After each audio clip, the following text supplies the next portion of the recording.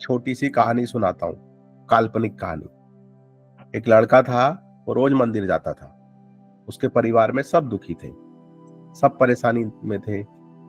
इतना पर्याप्त धन नहीं था कि सबका पेट भर सके।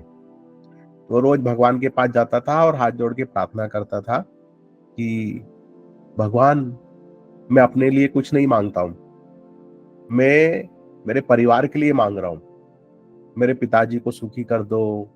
मैं अपनी माँ के लिए मांग रहा हूँ, मैं अपने भाई के लिए मांग रहा हूँ, अपनी भाभी के लिए, अपने भतीजे के लिए, मेरी पत्नी के लिए, मेरे बच्चे के। मैं अपने लिए कुछ नहीं मांग रहा हूँ भगवान, मेरे से उनका दुख देखा नहीं जाता। मैं दो रोटी भी ढंग से उनको खिला नहीं पाता हूँ। घर में कुछ भी ठीक नहीं चल रहा है। पिताजी की नौकरी चली गई है, भाई कुछ करता नहीं है, सब धन का अभाव है। तो मैं चाहता हूँ कि घर में मेरे सब सुखी हो जाए। ऐसे रोज जाके प्रार्थना करता था।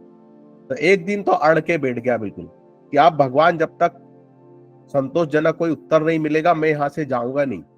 भले मैं मर जाऊं, प्राण निकल जाए, मैं यहाँ से हिलूंगा ही नहीं। तो भगवान से उसका दुख नहीं देखा गया, तो भगवान प्रकट हो गए। भगवान ने बोला, क्या चाहते हो तुम? नहीं, मैं अपने लिए तो कुछ नहीं मांग रहा हूँ, मुझे कुछ भी नहीं चाहिए, लेकिन मैं अपने पिता को सुखी देखना चाहता हूँ, भाई को सुखी देखना चाहता हूँ, भाभी को, बच्चों को, पत्नी को।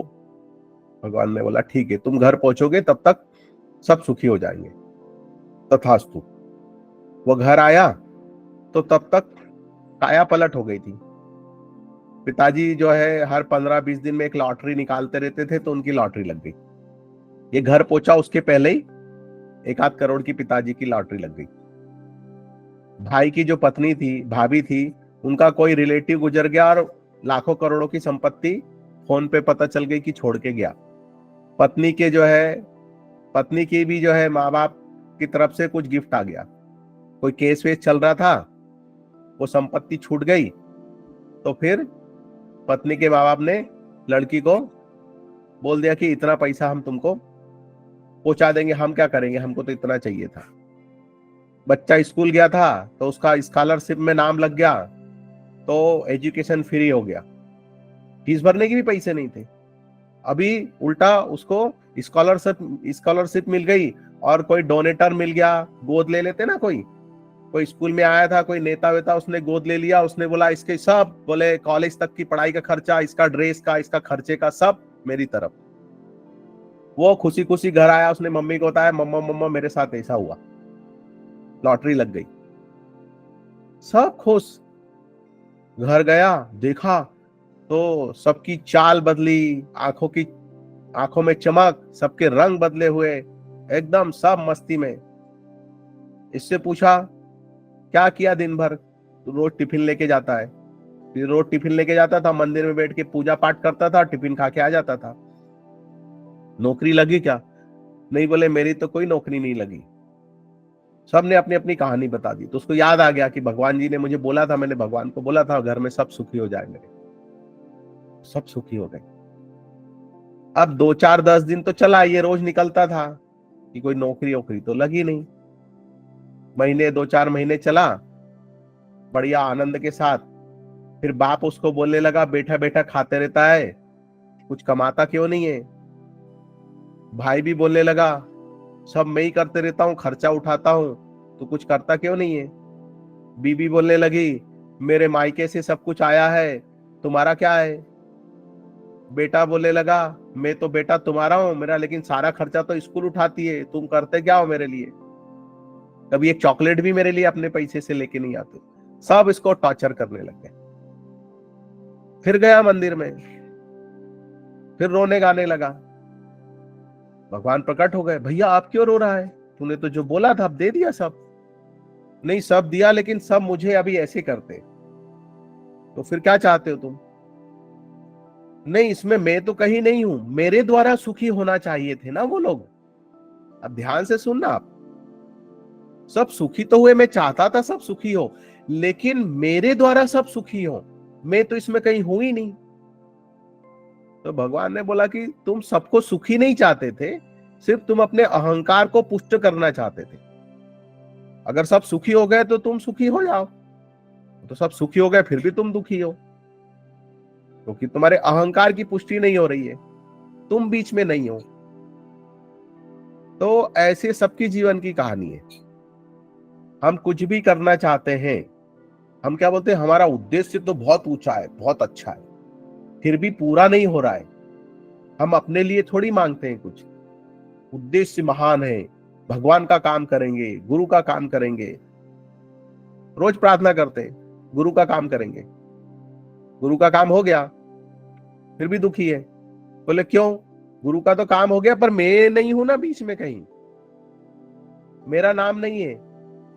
भगवान का काम हो गया, हम चाहते थे ये हो जाए वो हो जाए, सब हो रहा है, देख रहे हैं, भगवान कर ही रहा है अपना काम। नहीं, पर मैं कहाँ हूं इसमें, मेरी आइडेंटिटी चली गई, मेरा अहंकार तो पुष्ट हुआ ही नहीं। ऐसे सबके जीवन की कहानी है। तो ये जो बात बोलते हैं ना, ये सुखी हो जाए, इसका ऐसा हो जाए, उसका वैसा हो जाए, उस सब में हमारा अपना क्रेडिट छुपा होता है।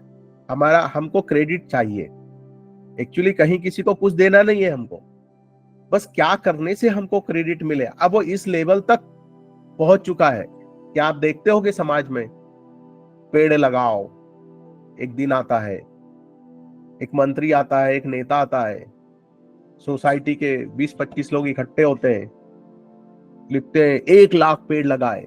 एक पेड़ ऐसे लगाते हैं, फोटो यूं खिंचा लेते हैं, पेपर में आ जाता है, सबको भेज देते हैं उसकी कटिंग, उसका स्क्रीनशॉट व्हाट्सएप पे।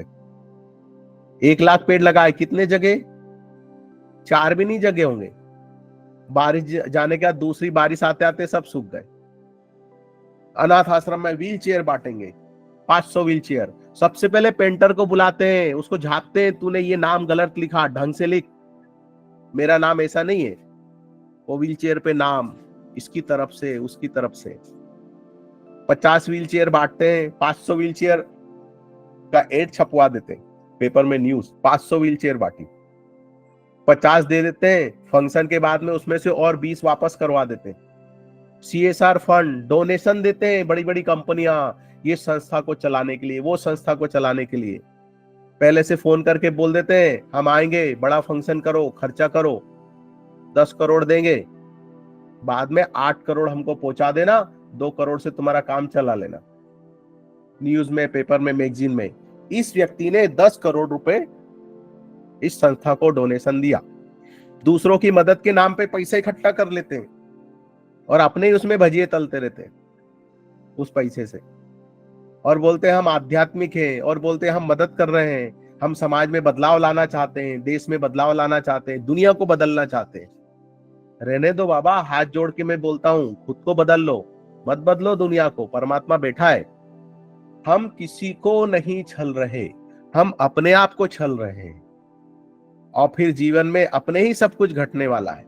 ऐसे ही तुलसीदास जी लिख करके नहीं गए, कहू न काहू को सुख दुख कर दाता, निज कृत कर्म भोग सब भ्राता।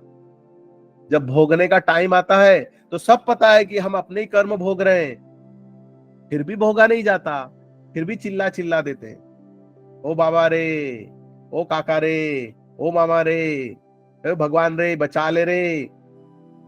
तो इतना सरल नहीं है।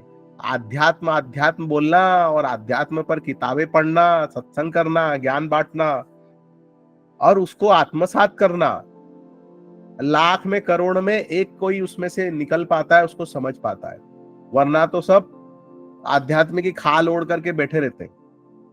अगर भेड़िया शेर की खाल ओढ़ ले तो शेर थोड़ी बन जाएगा। आध्यात्म का ढोंग नहीं किया जा सकता, ढोंग करने से भगवत प्राप्ति नहीं होती, इसको समझना पड़ेगा हमको। और सच्चे आध्यात्म में प्रवेश हो गया है तो तुमको किसी की परवाह नहीं होगी, कौन क्या सोचेगा, कौन क्या बोलेगा, तुम उनके लिए थोड़ी जी रहे हो, उनके लिए थोड़ी कर रहे हो, तुम अपने अहम की पुष्टि तुष्टि के लिए थोड़ी जी रहे हो, तुम तो परमात्मा की प्रसन्नता के लिए निकले हो। कैसे परमात्मा प्रसन्न हो जाए और मैं उनमें विलीन हो जाऊं, कैसे मैं उनको प्राप्त हो जाऊं, इसके लिए निकले हो।